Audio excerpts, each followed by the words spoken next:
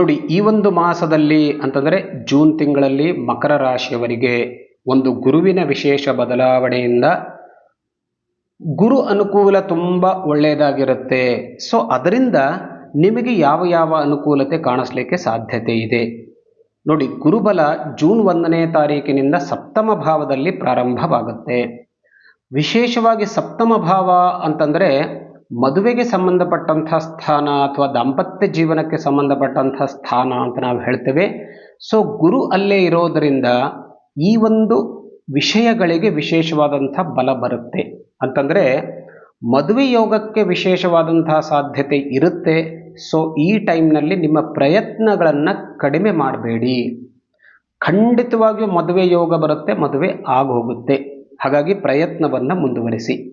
ಇದರ ಜೊತೆಗೆ ಇನ್ನೂ ಯಾವ ಯಾವ ಅನುಕೂಲತೆ, ಸಾಮಾನ್ಯವಾಗಿ ಗುರುಬಲ ಬಂದಾಗ ಆಲ್ಮೋಸ್ಟ್ ಆಲ್ ಇದ್ದಂಥ ಸಮಸ್ಯೆಗಳಿಗೆ ಪರಿಹಾರ ಸಿಗುತ್ತೆ. ಸಮಸ್ಯೆಗಳು ಮುಗಿದು ಹೋಗುವಂಥ ಸಾಧ್ಯತೆ ಇರುತ್ತೆ. ಆದರೂ ಕೂಡ ಮತ್ತೆ ಯಾವುದಾದ್ರೂ ನಿಮಗೆ ತೊಂದರೆ ಇದೆಯಾ, ಅದರ ಪರಿಹಾರ ಯಾವ ರೀತಿಯಾಗಿ ಮಾಡಿಕೊಳ್ಬೇಕು, ಇದೆಲ್ಲವನ್ನು ಇವತ್ತು ನಾವು ಗಮನಿಸ್ತೇವೆ. ನಮಸ್ಕಾರ, ತಮಗೆ ಆತ್ಮೀಯವಾದಂಥ ಸ್ವಾಗತ. ವೀಕ್ಷಕರೇ, ಒಂದು ವೇಳೆ ನಮ್ಮ ಚಾನಲನ್ನು ಸಬ್ಸ್ಕ್ರೈಬ್ ಮಾಡದಿದ್ದರೆ ತಪ್ಪದೇ ಸಬ್ಸ್ಕ್ರೈಬ್ ಮಾಡಿ. ನೋಡಿ, ಇವತ್ತು ಮಕರ ರಾಶಿಯವರ ಒಂದು ಮಾಸ ಭವಿಷ್ಯವನ್ನು ನಾನು ಆಗಲೇ ಹೇಳಿದೆ. ಒಂದು ಫಸ್ಟಾಗಿ ಎಲ್ಲಕ್ಕಿಂತಲೂ ಮದುವೆಗೆ ಸಂಬಂಧಪಟ್ಟಂಥ ವಿಷಯ ಇತ್ತು ಅಂತಂದರೆ, ಇಷ್ಟು ದಿವಸದವರೆಗೆ ಎಷ್ಟೇ ಪ್ರಯತ್ನ ಮಾಡಿದ್ರೂ ಕೂಡ ಆಗಿಲ್ಲ ಅಂತಂದಾಗ ನಿರಾಸೆಯಾಗದೆ ಈಗ ಪುನಃ ಪ್ರಯತ್ನವನ್ನು ಮುಂದುವರಿಸಿ. ಈ ಪಾಯಿಂಟನ್ನು ನಾನು ಹೇಳ್ತಾ ಇದ್ದೇನೆ. ಸೊ ಇದು ನಿಮಗೆ ಖಂಡಿತವಾಗಿಯೂ ಈ ಒಂದು ಕಾಲದಲ್ಲಿ ಫಲ ತಂದುಕೊಡುತ್ತೆ. ಅದರ ಜೊತೆಗೆ ನೋಡಿ, ಗುರು ಸಪ್ತಮ ಭಾವದಲ್ಲಿ ಮುಂದುವರೆದಾಗ, ಗುರುಬಲ ಇದ್ದಾಗ ಕುಟುಂಬ ಸೌಖ್ಯ ಉಂಟಾಗುತ್ತೆ. ಅದರಲ್ಲೂ ವಿಶೇಷವಾಗಿ ನೋಡಿ, ಕುಟುಂಬದಲ್ಲಿ ಉಂಟಾದಂಥ ವಾದ ವಿವಾದಗಳನ್ನು ಗುರು ಬಗೆಹರಿಸ್ತಾನೆ.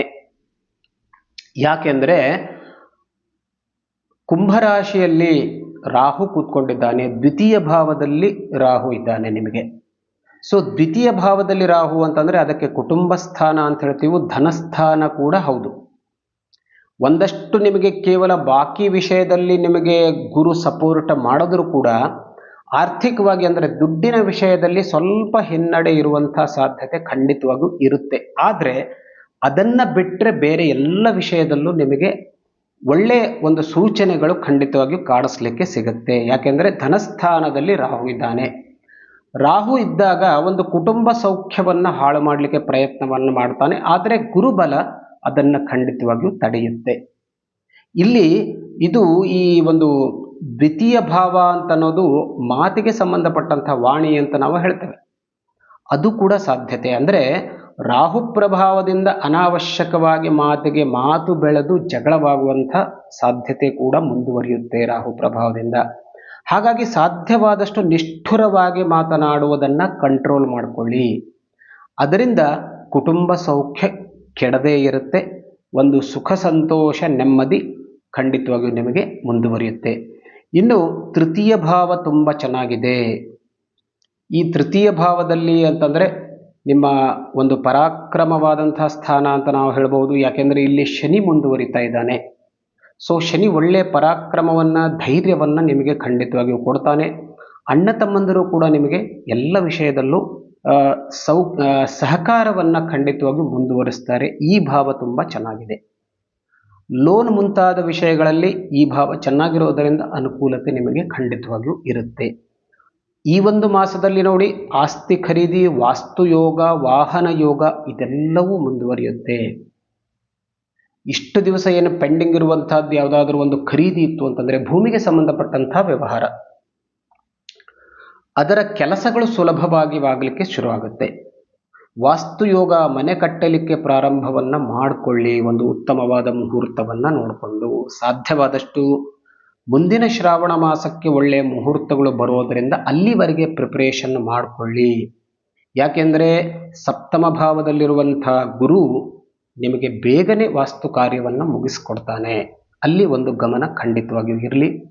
ಇನ್ನು ದೊಡ್ಡದಾಗಿರುವಂಥ ವಾಹನ ಏನಾದರೂ ಖರೀದಿ ಮಾಡುವ ಮನಸ್ಸಿದ್ದರೆ ಖಂಡಿತವಾಗಿಯೂ ಮುಂದುವರಿಸಿ, ನಿಮಗೆ ಚೆನ್ನಾಗಿರುತ್ತೆ. ವಿದ್ಯಾಭ್ಯಾಸಕ್ಕೂ ಕೂಡ, ಪರೀಕ್ಷೆಗೂ ಕೂಡ ತುಂಬ ಅನುಕೂಲಕರವಾದಂತಹ ಸಮಯ. ಶತ್ರುಬಾಧೆ ಇರೋದಿಲ್ಲ. ಶತ್ರುಗಳು ಇಷ್ಟು ದಿವಸ ಏನು ನಿಮಗೆ ಉಪದ್ರವವನ್ನು ಕೊಡ್ತಾ ಇದ್ರೋ ಆ ಶತ್ರುಗಳಿಗೆ ತಕ್ಕ ಪಾಠ ಸಿಗುತ್ತೆ, ನಿಮ್ಮಿಂದ ದೂರ ಹೊರಟು ಹೋಗ್ತಾರೆ. ನಿಮಗೆ ಯಾವುದೇ ರೀತಿಯ ಒಂದು ಸಮಸ್ಯೆಯನ್ನು ಅವರು ಖಂಡಿತವಾಗಿಯೂ ಮಾಡೋದಿಲ್ಲ. ಆದರೆ ಷಷ್ಠ ಭಾವವನ್ನು ನೋಡಿದಾಗ ಯಾವುದೇ ಇನ್ವೆಸ್ಟ್ಮೆಂಟ್ ಮಾಡುವಾಗ ಸ್ವಲ್ಪ ಕೇರ್ಫುಲ್ ಆಗಿರೋದು ಖಂಡಿತವಾಗಿಯೂ ನಿಮಗೆ ಒಳ್ಳೆಯದು. ಸುಮಾರು ಸಲ ನೀವು ವಿಚಾರವನ್ನು ಮಾಡಿ ಯಾವುದೇ ಇನ್ವೆಸ್ಟ್ಮೆಂಟನ್ನು ನೀವು ಮಾಡಬೇಕು. ಇನ್ನು 2 ಸ್ಥಾನ, ಒಂದು ಕರ್ಮಸ್ಥಾನ ಮತ್ತು ಲಾಭಸ್ಥಾನ ಕೂಡ ತುಂಬ ಚೆನ್ನಾಗಿದೆ. ಹಾಗಾಗಿ ಉದ್ಯೋಗ ವ್ಯವಹಾರ, ಯಾಕೆಂದರೆ ಇದು ಮಹತ್ವದ ಪ್ರಶ್ನೆ ಜೀವನದ್ದು. ಉದ್ಯೋಗ ಮತ್ತು ಲಾಭ, ಅಲ್ಲಿ ವ್ಯಾಪಾರ ಕ್ಷೇತ್ರ ಇರಬಹುದು, ಉದ್ಯೋಗ ಕ್ಷೇತ್ರ. ಉದ್ಯೋಗದಲ್ಲೂ ಕೂಡ ನಿಮಗೆ ಪ್ರಮೋಷನ್ ಸಿಗುವಂಥ ಸಾಧ್ಯತೆ ಇದೆ, ಒಳ್ಳೆಯ ಬದಲಾವಣೆ ಆಗುವಂಥ ಸಾಧ್ಯತೆ ಇದೆ. ವ್ಯಾಪಾರದಲ್ಲಿ ಹೊಸ ಹೊಸ ಹೂಡಿಕೆಯನ್ನು ನೀವು ಮಾಡ್ತೀರಾ, ವ್ಯಾಪಾರದಲ್ಲಿ ಲಾಭ ತುಂಬ ಚೆನ್ನಾಗಿ ಮುಂದುವರಿಯುತ್ತೆ. ಇದನ್ನು ಗಮನದಲ್ಲಿ ಇಟ್ಟುಕೊಳ್ಳಿ. ಆದರೆ ಅಷ್ಟಮ ಭಾವದಲ್ಲಿ ಕೇತು ಕೂತ್ಕೊಂಡಿದ್ದಾನೆ.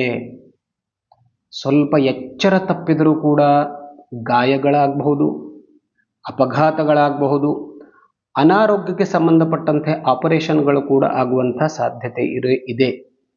ಹಾಗಾಗಿ ಇಲ್ಲಿ ಕೇರ್ಲೆಸ್ ಆಗಿರೋದು ಒಳ್ಳೆಯದಲ್ಲ. ಯಾಕೆಂದರೆ ಕೇತು ಈ ಕೆಲಸವನ್ನು ಖಂಡಿತವಾಗಿಯೂ ಮಾಡಿಸ್ತಾನೆ. ಹಾಗಾಗಿ ಎಲ್ಲ ವಿಷಯವನ್ನು ಗಮನ ಇಟ್ಕೊಳ್ಳಿ. ನಾನು ಪಾಸಿಟಿವ್ ವಿಚಾರವನ್ನು ಕೂಡ ತುಂಬ ಜಾಸ್ತಿ ಹೇಳ್ತಾ ಇದ್ದೇನೆ, ಆದರೆ ನೆಗೆಟಿವ್ ವಿಚಾರ ಎಚ್ಚರ ಇರಬೇಕು ಅಂಥೇಳಿ ಅದನ್ನು ವಿಶೇಷವಾಗಿ ಒತ್ತು ಕೊಟ್ಟು ನಾನು ಹೇಳ್ತಾ ಇದ್ದಾನೆ. ಇನ್ನು ಗುರು ನಿಮಗೆ ನೋಡಿ ವ್ಯಯಾಧಿಪತಿ ಇರೋದರಿಂದ, ಗೊತ್ತಾಯ್ತಾ, ವ್ಯಯಾಧಿಪತಿಯಾಗಿ ಗುರು ಇರೋದರಿಂದ, ಗುರು ಅನುಕೂಲಕರನಾಗೂ ಇರೋದರಿಂದ ನಿಮಗೆ ಈ ಒಂದು ಮಾಸದಲ್ಲಿ ವಿಶೇಷವಾಗಿ ಧಾರ್ಮಿಕ ಕಾರ್ಯಗಳಲ್ಲಿ ಆಸಕ್ತಿ ಉಂಟಾಗುತ್ತೆ.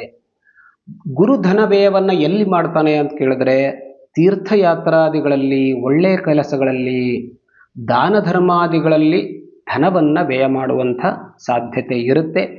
ಆದರೂ ಕೂಡ ವ್ಯಯಾಧಿಪತಿ ಸಪ್ತಮ ಭಾವದಲ್ಲಿ ಬರೋದರಿಂದ ವಿಶೇಷವಾಗಿ ನೀವು ದಾಂಪತ್ಯ ಜೀವನಕ್ಕೆ ವಿಶೇಷವಾದಂಥ ಖರ್ಚನ್ನು ಮಾಡ್ತೀರಾ.